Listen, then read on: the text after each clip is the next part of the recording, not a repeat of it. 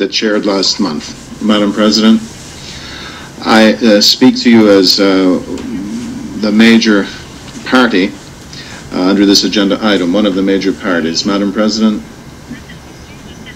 the statements of a number of delegations have been dominated by a dose of lack of reality and surrealism. These statements have not respected the reference points under the mandate that was given to the donors to the peace process in the Middle East. This group of donors have avoided Yemen, Libya, and Iraq, and have completely ignored the importance of taking up the occupied Syrian Golan, which is at the heart of the mandate and this agenda item.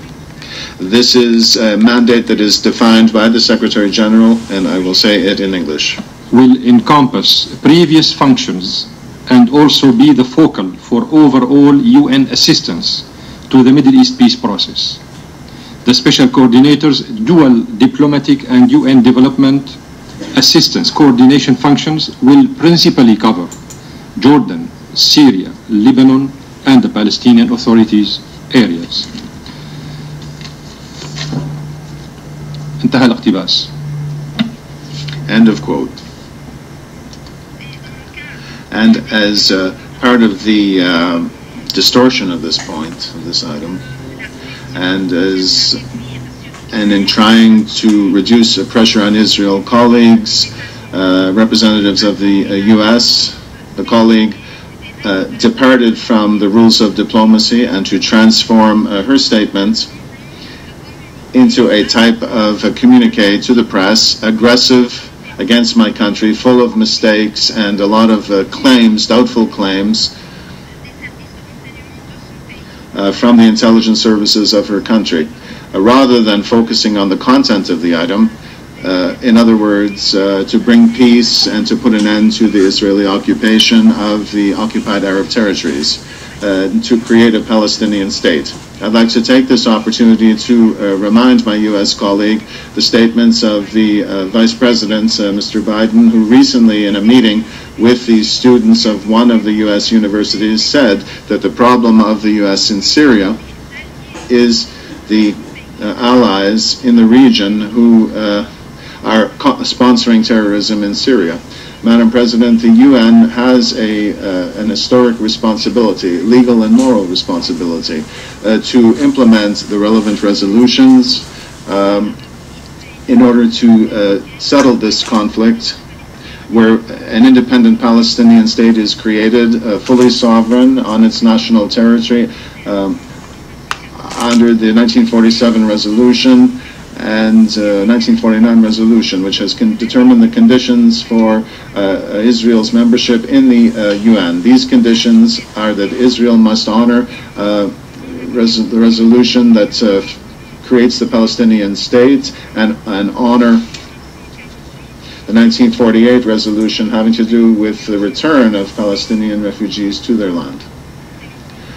However, it's the opposite that has happened. The UN has implemented half of the resolution 181 for the creation of Israel in Palestine.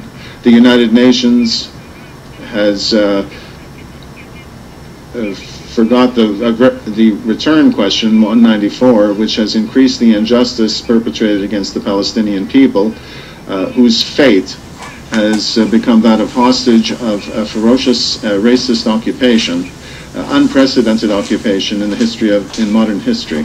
Israel has launched aggression one after another against the peoples and countries in the region with the military, political and economic support, unprecedented support of its sponsors and proteges, protectors that are calling for freedom and democracy and false justice.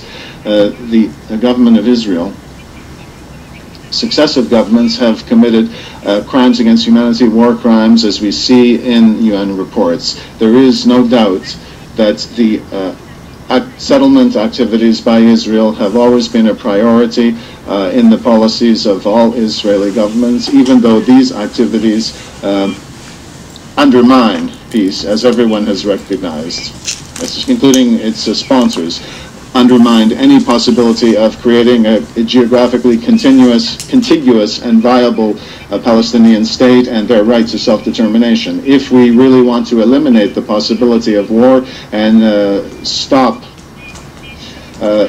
the conflict and increase peace, the chances for peace, and stop terrorism within a serious international alliance, then the UN has to work seriously with the peace process sponsoring countries to reactivate the peace process. And our region cannot otherwise benefit from stability unless there is a fair, comprehensive peace settlement under the relevant UN resolutions and the principle of land for peace. A number of delegations are claiming to be with the Syrian people. They have opted for asking for conferences to be held, meetings to be held, parallel gatherings to strengthen fallacious recipes to deal with the Syrian situation. Some theatrical statements have been made on the rights of the Syrian people, but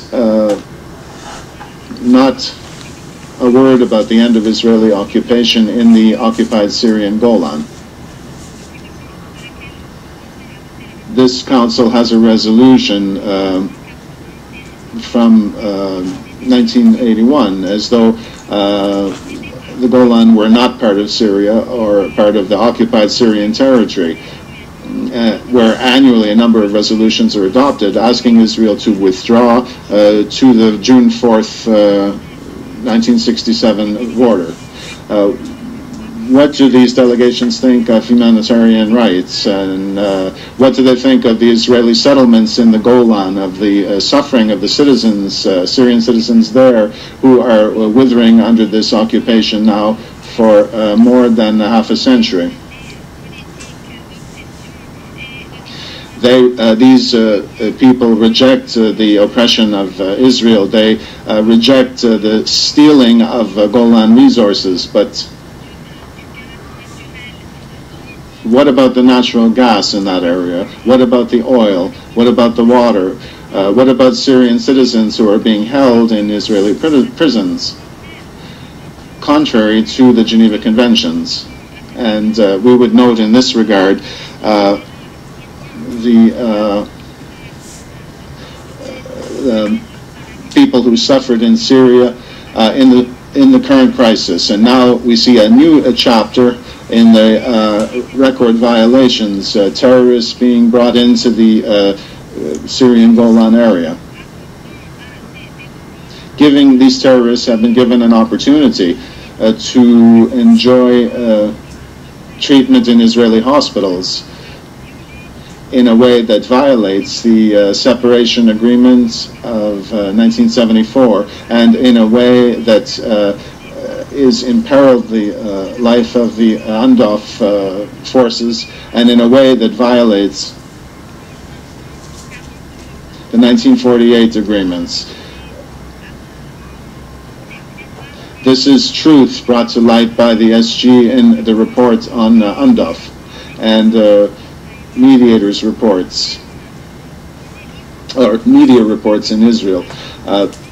Al-Nusra has launched a campaign against the Golan, killing 21 citizens in Hadar, intimidating them and forcing others to give up support from the Syrian government. These terrorist movements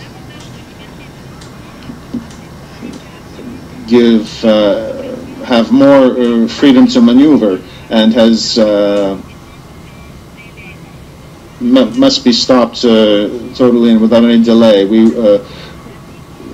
Iran, we welcome their efforts. We welcome the agreement that they reached with the 5+1. It's a historic agreement and strengthens the importance of diplomacy and political solutions, friendly solutions to resolve international differences. Far from the language of intimidation, of war and aggression, far from imposing illegal sanctions which have targeted the people of Iran for many years, depriving them of their right to possess the knowledge, to use technology, and to make available what they have for prosperity.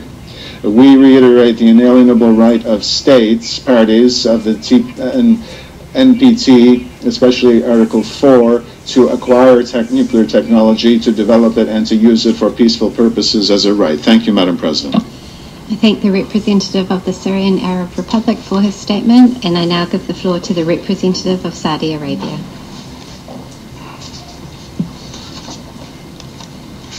شكرا سيد الرئيس. أود في البداية أن أتقدم إليكم بخالص التهنئة